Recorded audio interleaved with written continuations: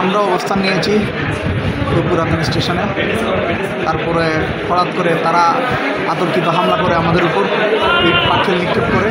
তাদের হাতে সবগুলো রড, ছুরি, ধামা সব কিছু ছিল।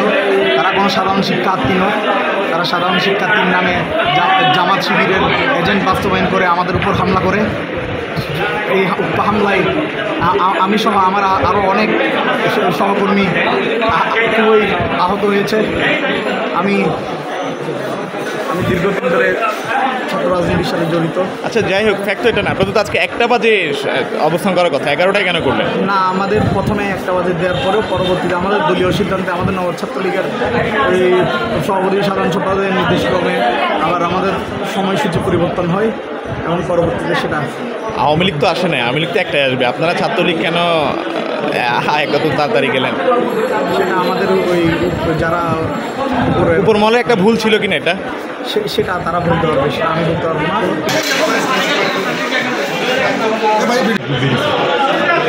মোটামুটি বিএনপি থেকে শুরু করে জামাত, শিবির,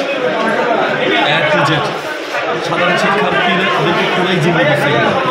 সাধারণ শিক্ষার্থীদের কোনো ভূমিকা নেই, কোনো অবস্থা নেই, পুরোপুরি নিয়ন্ত্রণ জামাত শিবিরের। আপনাদেরকে কোন গ্রুপটা আঘাত করছে? কদমতলী থেকে যেটা গেছে সেটা দুই সাইড থেকে আমাদের একটা আসছে যেটা নিউ মার্কেট মোড়ে ছিল, নিউ মার্কেট মোড় থেকে যেটা ওদেরকে ধাওয়া দিয়েছিল, আরেকটা আসছে আমাদের ত্রিমুখী, যেটা আপনার কদমতলী বাজারের ভিতর থেকে আমাদেরকে ঘিরে দিয়েছিল। আপনারা অবস্থান করছিলেন কোথায়? আমরা অবস্থান করতেছিলাম স্টেশন, পুরাতন স্টেশনে, ফ্লাইওভার নিচটাতে। নিচে। মানে কাউকে তো ঢুকতে দিচ্ছিলেন না তখন? না, তখন অটোমেটিক্যালি তারা হঠাৎ সবার হাতে একদম যা তাণ্ডব করা যা জিনিস থাকা দরকার তা ছিল।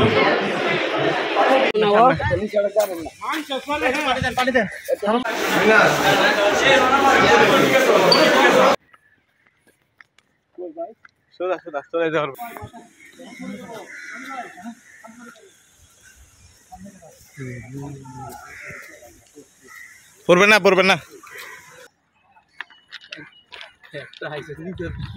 লড়তে পারে না। নাম কি জিজ্ঞেস করেন? সাইম।